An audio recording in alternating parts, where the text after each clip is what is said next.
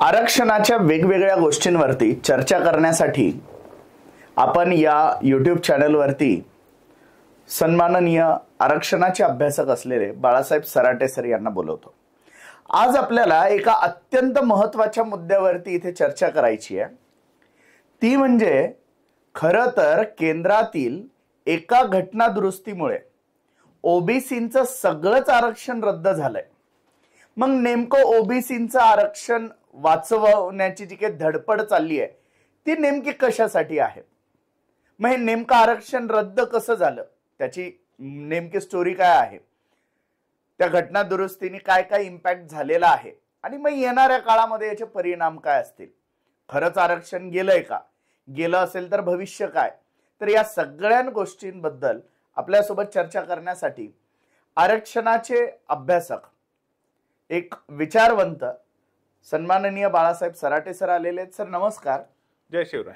Sir, आपल्याकडून आम्ही बऱ्याचदा हा उल्लेख ऐकत असतो की ओबीसीचं आरक्षणच गेलंय, तर नेमकं हे काय भानगड काय आहे? आरक्षण गेलंय म्हणजे काय झालंय, कोणत्या घटना दुरुस्तीने असं झालंय, नेमकं सविस्तर हे प्रकरण काय आहे? आता आपण एकंदरीत जर महाराष्ट्राचं चित्र लक्षात घेतलं तर आम्ही पहिल्यापासून आक्षेप घेत आलेलो आहे की ओबीसी आरक्षण जे चालू आहे ते घटनाबाह्य आहे। त्याच्यावरती अनेकदा विषय मांडणी झालेली आहे। त्याच्यावर आणखी एखाद्या वेळेला आपण जेव्हा आरक्षण गाथेचा विचार करू तेव्हा त्याच्यावर सविस्तर बोलू। पण आज मी थेट आरक्षण अस्तित्वात नाही याच्यावरती बोलणार आहे। आता आपण पहिल्यांदा एक गोष्ट लक्षात घ्या आणि सगळ्या ओबीसी समाजाला आणि सगळ्या समाजाला माझं एक कळकळीचं आवाहन आहे, विनंती आहे की तुम्ही हा विषय गांभीर्याने घ्या। कारण हा विषय घटना दुरुस्ती करून आधीच्या आरक्षणातील याद्या बाद करण्याचा हा प्रकार जो आहे तो तुम्हाला लक्षात घ्यावाच लागेल। कारण आता घटनेमध्ये ज्या तरतुदी आहे त्याच्या विपरीत जे आरक्षण आहे ते आरक्षण अस्तित्वात राहू शकत नाही, हे आपण सगळ्यांनी लक्षात घेतलं पाहिजे। याच्यामध्ये ओबीसी विरोध, मराठ्यांचा बाजूचा आकस, असं काही बायस वगैरे असं काही विषय नाही। मी तुम्हाला वस्तुस्थिती सांगायचा प्रयत्न करतोय। ऑगस्टच्या 2018 मध्ये म्हणजे 2018च्या ऑगस्टमध्ये एक घटना दुरुस्ती झालेली आहे। तिला आपण 102वी घटना दुरुस्ती असं म्हणतो। 102व्या घटना दुरुस्तीनुसार काय झालंय ही गोष्ट सगळ्यांनी समजून घेतली पाहिजे। भारतामध्ये या गोष्टीकडे खूप दुर्लक्ष झालेलं आहे आणि ती गोष्ट भविष्यात अतिशय गंभीर बनू शकते। घटना दुरुस्ती झाली म्हणजे त्याला महत्व आहे आणि ही घटना दुरुस्ती कधी अपहेल झाली, ही कोर्टाने व्हॅलिड कधी केली, हे आपण समजून घ्या। जेव्हा मराठा आरक्षणाचा विषय सुप्रीम कोर्टासमोर होता आणि 5 मे 2021 रोजी तो रिझल्ट आला, मराठा आरक्षणाचा निकाल आला, त्या निकालामध्ये 2 वेगळे भाग आहेत। सगळे जण जे विरोधक आहेत मराठा आरक्षणाचे ते अर्धाच भाग सांगतात। अर्धा भाग काय आहे की त्यावेळेला दिलेलं एसीबीसी आरक्षण हे 50%च्या वरचं असल्यामुळे ते रद्द करण्यात आलं त्या जजमेंटने, एवढंच लोक सांगतात। परंतु त्याच्यात अर्धा भाग असा आहे की 102वी घटना दुरुस्ती ही घटनेच्या मूळ तत्वाला धरून आहे की नाही आणि ती केंद्र सरकारने केलेली घटना दुरुस्ती बरोबर आहे की नाही याचं परीक्षण सुप्रीम कोर्टाच्या घटनापीठाने केलं आणि ती घटना दुरुस्ती योग्य ठरवलेली आहे। म्हणजे आता तुम्हाला 5 मे 2021 नंतर असं म्हणता येणार नाही की हे सरकारने जी घटना दुरुस्ती केली ती चुकलेली होती म्हणून। म्हणजे आता आपल्याला लक्षात घ्यावं लागेल ती घटना दुरुस्ती काय केलेली आहे। तर त्याच्यामध्ये 3 नवीन अनुच्छेद घातलेले आहेत, 3 नवीन आर्टिकल्स घातलेले आहेत। त्यातलं पहिलं आर्टिकल आहे 338B। पूर्वी काय आर्टिकल होते? 338 आर्टिकल हे एससी साठी आहे, 338A एसटी साठी आहे आणि 338B हे सोशली आणि एज्युकेशनली बॅकवर्ड क्लासेस साठी आहे, ओबीसी साठी नाही।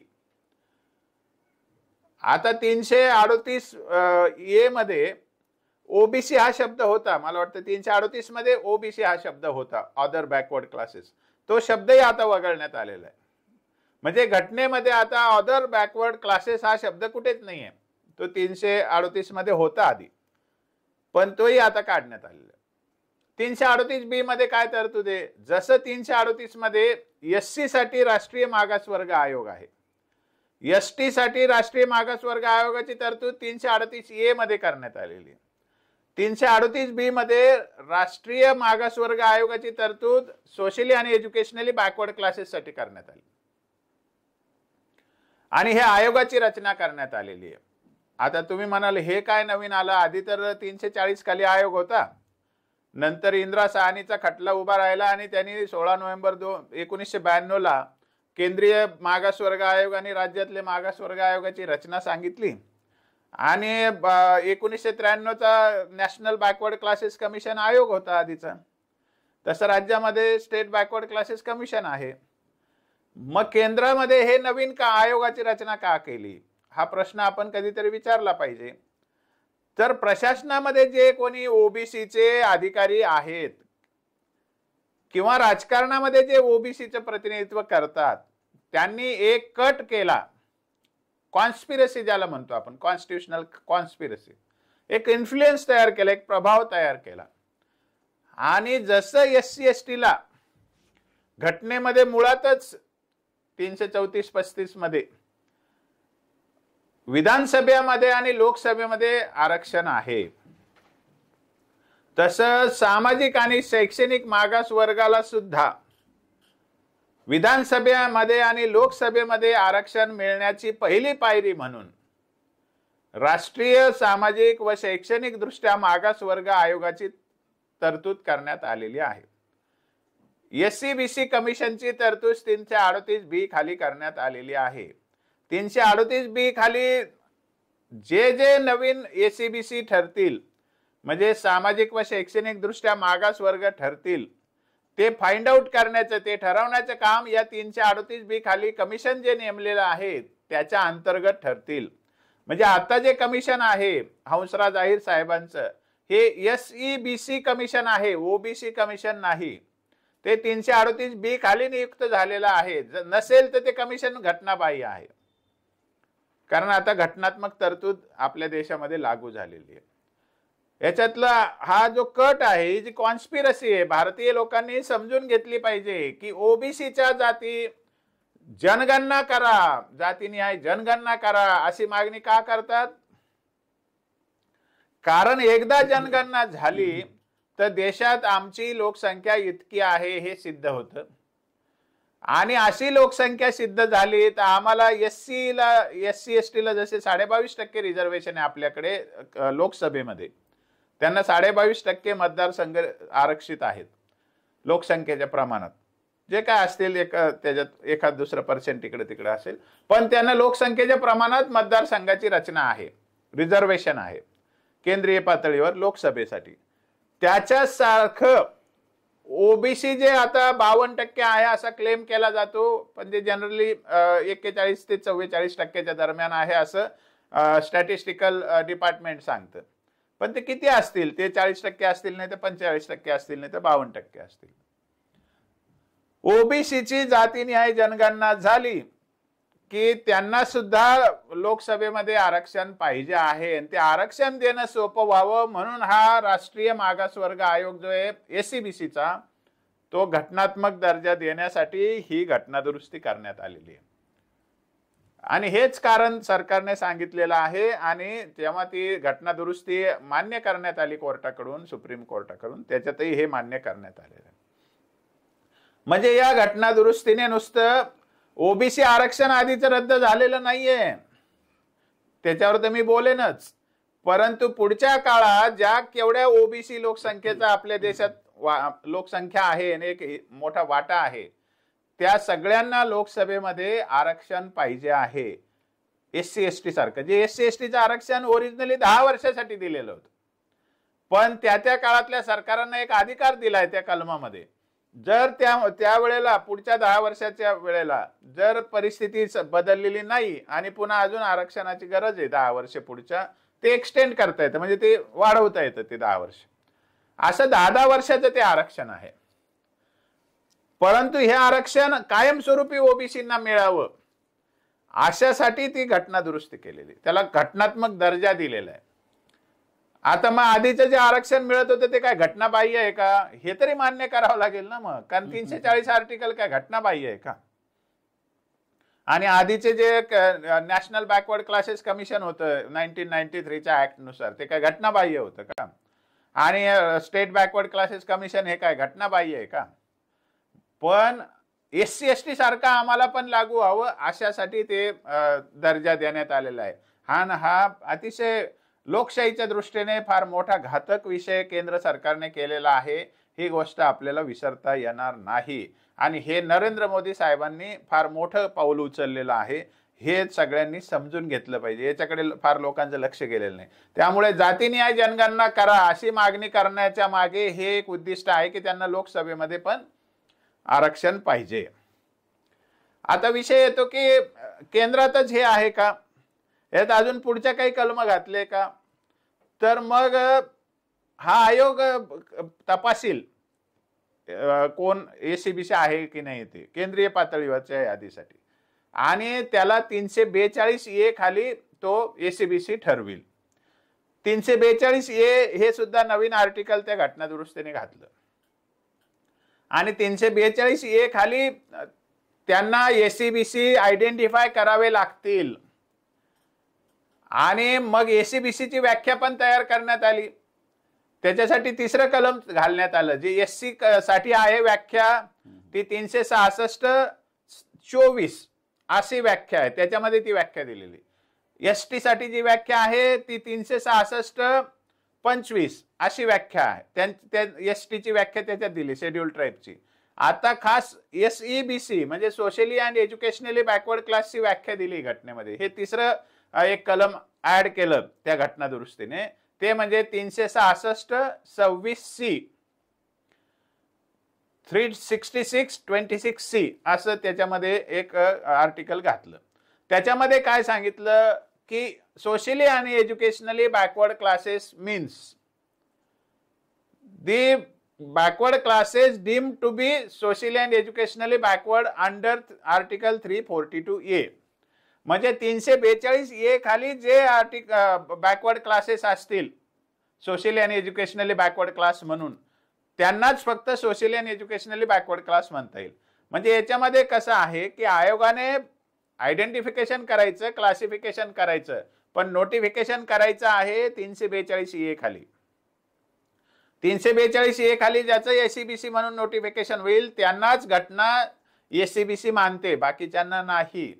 मग आता तुम्हाला सांगतो की जे ऑगस्ट 2018च्या पूर्वी जे क्लासेस आहेत ते क्लासेस सामाजिक आणि शैक्षणिक दृष्ट्या मागासवर्ग या घटना दुरुस्तीनुसार ठरत नाही. आणि ही घटना दुरुस्ती बॅकडेट लागत नाही, ही रेट्रोस्पेक्टिव्हली कामाला येत नाही. म्हणजे ज्या दिवशी ही घटना दुरुस्ती झाली त्या दिवसानंतर जे सोशली आणि एज्युकेशनली बॅकवर्ड क्लासेस आयडेंटिफाय केले, क्लासिफाय केले आणि नोटिफाय केले त्यांनाच फक्त घटनात्मक दृष्ट्या ACBC आरक्षण मिळण्याचा अधिकार आहे. आणि आता OBC आरक्षण तर घटनात्मक नाहीच आहे. अशा कुठलंही आरक्षण घटनेमध्ये नाहीये, आणि जे घटनेमध्ये नाहीये त्याला आरक्षण म्हणता येत नाही. हे केंद्रीय यादीपुरतं मी सांगितलं. आता जेव्हा ही घटना दुरुस्ती झाली तर कोर्टाने त्या निर्णयामध्ये आणखी एक गोष्ट काय सांगितली की त्या घटना दुरुस्तीने त्या ACBC मध्ये घालण्याचे अधिकार हे फक्त केंद्राला दिले आणि राष्ट्रीय मागासवर्ग आयोगाला दिले, म्हणजे पार्लमेंटकडे ते अधिकार दिले. पण आता राष्ट्रीय मागासवर्ग आयोगाला अधिकार दिल्यानंतर राज्यातल्या याद्यांचं काय करायचं असा प्रश्न निर्माण झाला.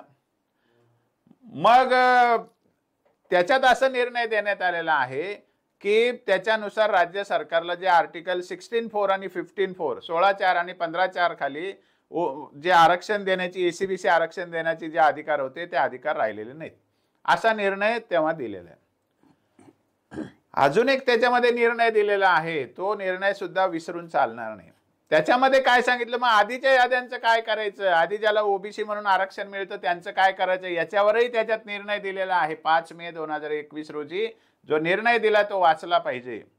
त्याच्यात पॅराग्राफ 183, पॅराग्राफ 183, पॅराग्राफ 194, 1, 2, 3, 4, 5, मग 194 मधले पॉइंट आहेत, हे 5 मुद्दे आहेत. 194 मध्ये 1, 2, 3, 4, 5 असे सब म्हणजे उपमुद्दे आहेत. आणि पॅरेग्राफ 222 आणि पॅरेग्राफ 226 या 4 पॅरेग्राफचं जे म्हणणं आहे ते आपण समजून घ्या. त्यातलं एक वाक्यात सांगायचं झालं तर सुप्रीम कोर्ट काय म्हणालं की आधीच्या ज्या याद्या आहेत ओबीसी म्हणून चालू असलेल्या त्या याद्या आता बाद झालेल्या आहेत. They are to be struck down. त्या रद्द केल्या पाहिजेत. परंतु असं केलं तर आज अचानक मोठा वादळ उभं राहू शकतं, सामाजिक अशांतता होऊ शकते किंवा मोठा प्रॉब्लेम सरकार समोर उभा राहू शकतो. मग त्याच्यासाठी त्यांनी काय सांगितलं की जोपर्यंत एसीबीसीचा कॅटेगरी तयार होत नाही आणि त्याच्यात नवीन कुठला तरी क्लास रिआयडेंटिफिकेशन करत नाही तोपर्यंत ह्या याद्या चालू ठेवाव्या. हे आम्ही आर्टिकल 142च्या अंतर्गत विशेष अधिकारात ही गोष्ट सरकारला सांगतोय. म्हणजे सुप्रीम कोर्टाने त्यांच्या विशेष अधिकारात तोपर्यंत ते चालू ठेवायला परवानगी दिलेली आहे जोपर्यंत राज्य स्तरावर किंवा केंद्र स्तरावर एसीबीसीचा प्रवर्ग तयार होत नाही आणि त्याच्यात एखादे क्लास घातला जात नाही, नोटिफिकेशन होत नाही तोपर्यंत. याच्यात अजून दुसरा अर्थ काय निघतो? याच्यात दुसरा अर्थ असा निघतो की जे एक्झिस्टिंग आहेत त्यांना आता जसं तसं राहता येणार नाही ना. त्यांना सुद्धा आयोगाकडे जावं लागेल. त्यांना सुद्धा मागासलेले आहेत, पात्र आहेत म्हणून सिद्ध करून घ्यावं लागेल. मग त्यांचं नोटिफिकेशन निघेल आर्टिकल 342A खाली. मग ते सोशली आणि एज्युकेशनली बॅकवर्ड क्लासेस ठरतील आणि मग त्यांचं आरक्षण पुन्हा सुरू होईल. आहे त्या परिस्थितीत ते आरक्षण सुरू राहणार नाही असं सुप्रीम कोर्टाचं म्हणणं आहे. आता त्याच्यानंतर जेव्हा राज्याचे अधिकार काढून घेतले असं जेव्हा ठरलं, कोर्टाने सांगितलं की राज्याला आता अधिकार नाही आर्टिकल 16(4) आणि 15(4) मध्ये आरक्षण देण्याचे. 16(4) आणि 15(4) अधिकार काढून घेतले असं जेव्हा राज्यांच्या बद्दल बोललं गेलं त्या घटना दुरुस्तीनुसार, तेव्हा केंद्र सरकारने आणखी एक घटना दुरुस्ती केलेली आहे, 105वी घटना दुरुस्ती. आणि या 105व्या घटना दुरुस्तीमध्ये पुन्हा राज्यांना अधिकार देण्यासाठी 338B मध्ये एक शेवटचं प्रोव्हिजिओ जोडला की हे जे कमिशन आहे हे फक्त केंद्रीय यादीसाठी लागू राहील, राज्याच्या यादीसाठी हे कमिशन लागू राहणार नाही असा एक प्रोव्हिजिओ त्याच्यात जोडला. आणखी 342A जे आहे त्याच्यामध्ये एक आणखी उपकलम घातलं म्हणजे सब क्लॉज घातला. म्हणजे 342A मध्ये 1 आणि 2 हे केंद्रीय यादीसाठी आहेत. 342A मध्ये तिसरं जे सब क्लॉज आहे, उपमुद्दा आहे, तो राज्यासाठी आहे. म्हणजे राज्याला पुन्हा अधिकार बहाल करण्यात आले 105व्या घटना दुरुस्तीने.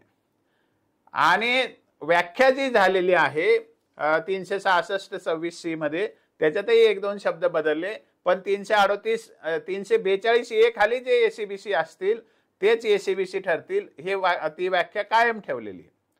म्हणजे आता 102वी घटना दुरुस्ती आणि 105वी घटना दुरुस्ती जी आहे त्यानुसार राज्यामध्ये असलेल्या आधीच्या याद्या आणि केंद्रामध्ये असलेल्या आधीच्या याद्या या बाद झालेल्या आहेत. नव्यानेच या सगळ्या यादीमधल्या जातींना आयोगाकडे जावं लागेल. राज्यामध्ये दिलेल्या अधिकारानुसार राज्य मागासवर्ग आयोगाकडे जावं लागेल. केंद्रामध्ये दिलेल्या अधिकारानुसार राष्ट्रीय मागासवर्ग आयोग जो 338B खाली नियुक्त केलेला आहे त्याच्याकडे जावं लागेल. मागासले पण सिद्ध करावं लागेल, पात्रता सिद्ध करावं लागेल आणि रिनोटिफिकेशन करावं लागेल 342A खाली. 342A खाली नोटिफिकेशन केल्यानंतरच हे आरक्षण चालू राहू शकतं. ही प्रक्रिया केंद्र सरकारने केलेली नाही आणि राज्य सरकारने पण केलेली नाही. म्हणून देशामध्ये जे आरक्षण चालू आहे ते बेकायदेशीर आहे हे आपल्याला समजून घ्यावं लागतं. आता केंद्रामध्ये ही घटना दुरुस्ती झाल्यानंतर कोणत्या जाती घातल्या का केंद्रीय यादीमध्ये अजून तशी काही बातमी आलेली नाही. राज्यामध्ये कोणत्या जाती घातल्या का राज्यातल्या एसीबीसी मध्ये, तर एकच फक्त जात घातली जी नव्याने कायदा करून सामाजिक व शैक्षणिक दृष्ट्या मागास वर्गाचा कायदा करण्यात आला आणि त्या 2024चा त्याच्यामध्ये सामाजिक व शैक्षणिक दृष्ट्या मागास वर्गाची एक कॅटेगरी प्रवर्ग तयार करण्यात आला आहे. त्याच्यामध्ये लिहिलेलं आहे त्या कायद्यामध्ये की 342A खाली हा प्रवर्ग आम्ही तयार करतोय. ही घटना दुरुस्तीची भाषा कायद्यामध्ये लक्षात घेतलेली आहे. जुने जे कायदा होते त्याच्यात हे कलम नाहीये. 2018ला सुद्धा असं म्हटलेलं नव्हतं की 342A खाली आम्ही हे करतोय म्हणून. त्याच्यामुळे ते रद्द होण्याला ते एक कारण ठरलेले. म्हणजे आता राज्यामध्ये एसीबीसीचं नोटिफिकेशन निघालेलं आहे. राज्यामध्ये आता त्याच्यात एक क्लास घालण्यात आलेला आहे, मराठा एक क्लास घालण्यात आलेला आहे अधिकृतपणे. आणि त्यामुळे आता आधीच्या याद्यांना सुद्धा आयोगाकडे पाठवून पुनर्तपासणी करून पात्रता सिद्ध करून पुन्हा रिनोटिफिकेशन करावं लागेल 342A खाली, आणि तरच त्यांना आरक्षण घेता येईल. हा तरी सुद्धा याचा कोणी विचार करत नाही. राज्यामध्ये सुद्धा म्हणतात आमची जातीनिहाय जनगणना करा. तर त्याचप्रमाणे जसं केंद्रीय लोकसभा मध्ये त्यांना आरक्षण पाहिजे, त्याचप्रमाणे त्यांना राज्य विधानसभेमध्ये सुद्धा आरक्षण पाहिजे SC ST सारखं. म्हणून तर जातीनिहाय जनगणना मागतायत ना ते. नाही तर आरक्षण तर चालू आहे त्यांचं, आता त्यांना काय बिघडले. जातीनिहाय जनगणनेतून त्यांना विधानसभेचे आरक्षण मागायचे नव्या घटना दुरुस्तीनुसार. केंद्र सरकारचा हा जो मोठा डाव आहे तो फार गंभीर आहे, आपण सगळ्यांनी समजून घेतलं पाहिजे. जर SC ST चे आता जे 22% रिझर्वेशन आहे उदाहरणार्थ, आणि ओबीसीचं 45% रिझर्वेशन जर वाढलं देशामध्ये, तर मग फिक्स झालेल्या मतदारसंघानंतर लोकशाही कशी राहू शकते. ती लोकशाही तर एका बाजूला झुकलेली लोकशाही होऊन जाईल ना. त्यामुळे लोकशाहीवरती हे फार मोठं संकट आहे. 102वी घटना दुरुस्ती आणि 103वी घटना दुरुस्ती हेही नागरिकांनी समजून घेतलं पाहिजे. आणि या घटना दुरुस्तीने राज्यामध्ये आणि केंद्रामध्ये जे ओबीसी म्हणून रिझर्वेशन चालू आहे ते रद्दबातल झालेलं आहे. आणि 5 मे 2021 नंतर ती घटना दुरुस्ती अफेल झाल्यानंतर तर ते रद्दबातल झालेलं आहेच. त्यांना पुन्हा रिनोटिफिकेशन करण्याची घटनात्मक तरतूद आहे. ही गोष्ट सगळ्या नागरिकांनी समजून घ्यावी आणि ओबीसीने पण समजून घ्यावी. तुम्ही म्हणत असाल मग आता चालू कसं याचं एकच उत्तर आहे, हे लोक कोर्टाची अवमानना करतात. सरकार जे आहे ना त्यांना पाहिजे ते चालू ठेवतात, त्यांना पाहिजे ते रद्द करायला एका दिवसात लगेच लागू करतात. जर कोर्टामध्ये सुप्रीम कोर्टात अशी केस गेली की हे चालू कसं, तर हे रद्द होऊ शकतं. आणि असंच आम्ही आता मुंबई हायकोर्टमध्ये जेव्हा एसीबीसी आरक्षणाचा विषय आला त्यामध्ये आम्ही केस टाकलेली आहे. तुम्ही हे पहिल्यांदा निश्चित करा की आजच्या घडीला एसीबीसी मराठा आरक्षण हे घटनाबाह्य आहे का आधीचं ओबीसी आरक्षण घटनाबाह्य आहे. मग तुम्हाला कळेल 50%च्या वर खरं कोण गेलेलं आहे. ओबीसी बांधवांनी याची चिंता करावी की त्यांना पुन्हा आयोगाकडे पाठवून पटकन कसं पुन्हा आरक्षणात येता येईल. त्यांनी मराठ्यांना चॅलेंज द्यायचा प्रयत्न करू नये, कारण त्यांचा आरक्षणाचा पोपट केव्हाच मेलेला आहे. सरकार फसवणूक करते. सरकार एकतर अनेक वर्षापासून घटनाबाह्य आरक्षण देते, परंतु ते त्यांचं फेल्युअर स्टेट फेल्युअर मध्ये मोडलं जातं. पण त्यांनी जसं इंदिरा साहनी खटल्याची अनेकदा अवमानना केली राज्य सरकारने, तशीच आता नव्याने पुन्हा सुप्रीम कोर्टाच्या या 5 मे 2021च्या निर्णयाची अवमानना सरकार करीत आहे. कंटेम्प्ट ऑफ कोर्ट होतंय महाराष्ट्रामध्ये. आणि हे अवमानना जी आहे ही सरकार करीत आहे, हे एकदम ढळढळीत सत्य आहे. आणि या गोष्टीकडे लीगल कम्युनिटी किंवा कायद्याचे विद्यार्थी किंवा लॉ प्रॅक्टिशनर्स यांचं लक्ष नाहीये या गोष्टीकडे. हे महाराष्ट्राचं दुर्दैव आहे. म्हणून मी सगळ्या लॉ शिकणाऱ्या विद्यार्थ्यांना अपील करतो की पुढच्या काळात तुम्हाला पाहिजे का एवढ्या मोठ्या ओबीसी समूहाला लोकसभेत आणि विधानसभेत आरक्षण देणं हे पाहिजे का तुम्हाला. तुम्हाला आरक्षणामध्ये कंटेम्प्ट ऑफ कोर्ट होऊन सुद्धा तुम्हाला हे कसं सहन होतं. लीगल प्रॅक्टिशनरने याचं खरं म्हणजे नैतिक जबाबदारी घेतली पाहिजे ना. याच्यावर चर्चा घडल्या पाहिजे की कशासाठी ती घटना दुरुस्ती केली. जर लागूच करायची नव्हती तर म्हणजे ती घटना दुरुस्ती अनावश्यक आहे ना.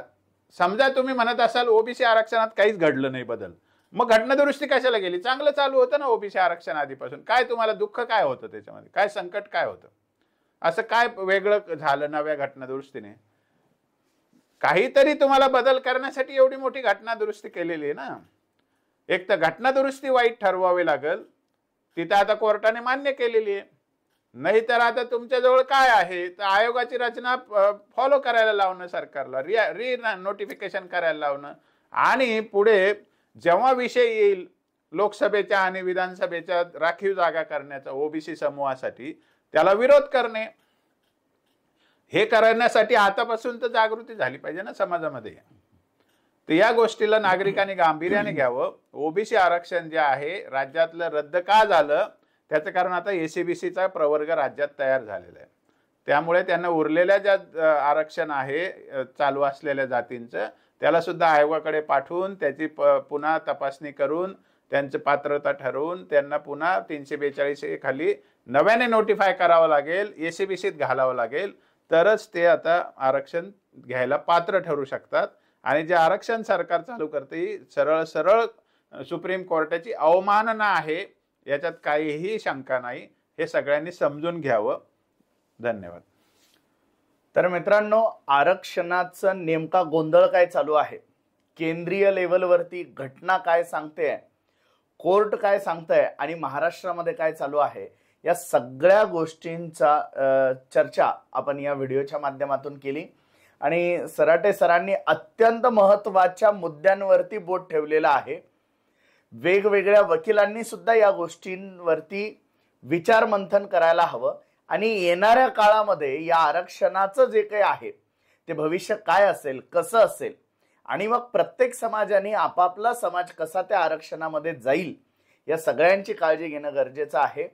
या आरक्षणाच्या माध्यमातून दुसरी महत्त्वाची चर्चा इथे जी झाली आहे ती ही आहे की लोकसभेमध्ये आणि विधानसभेमध्ये येणारं आरक्षण, खरं तर आरक्षण या प्रश्नामुळेच खरं तर प्रखर जातीयवाद आपल्याकडे तो कमी होण्याऐवजी वाढला, हे प्रकार आपण सगळेजण अनुभवत असतोच. आता हा जातीयवाद, ही जातीय तेढ कोणत्या लेवलपर्यंत नेऊन ठेवायची सरकारने विचार केलेला आहे, त्याचाही आपल्याला विचार करावा लागेल. या सगळ्या गोष्टींचा बारकाईने विचार करून एक सुज्ञ नागरिक म्हणून, एक सुशिक्षित नागरिक म्हणून, एक युवा म्हणून आपण विचारपूर्वक येणाऱ्या काळामध्ये सरकार निवडली पाहिजे, हे पण मला इथे सांगावं वाटतं. तर मित्रांनो, हा व्हिडिओ अत्यंत महत्त्वाचा व्हिडिओ आहे. हा व्हिडिओ जर आपल्याला आवडला असेल तर लाईक आणि शेअर करायला विसरू नका.